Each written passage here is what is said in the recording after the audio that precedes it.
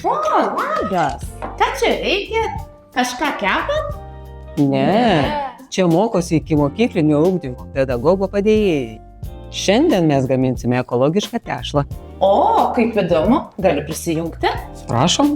Ekologiškai tešlai imame 2 stiklinės miltų, 1 stiklinė druskos ir vandens palei poreikį. Galima padaryti tešlą ir spalvotą. Tada imsime burokų sulčių, kinrožės arbatos, ciperžolė. Tešla bus spalvinga ir ekologiška. Pilame miltų, supilame druską ir vandens palei poreikį. Gerai išminkome tešlą, kad visi birūs produktai pasiskirstytų tolygiai.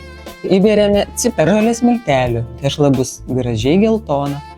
Tešlą minkome tol, kol ji tampa elastinga ir nelimpa prie rankų. Tešlą iškočiojame maždaug centimetro storio ir galima spausti įvairias formas, galima pasidaryti papuošalus. Tešla turės išdžiūti ir galės būti dekoruojama, spalvinama.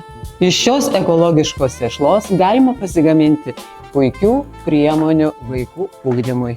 Ugdant mūsų mažuosius, patys turime būti laisvi ir kūrybingi.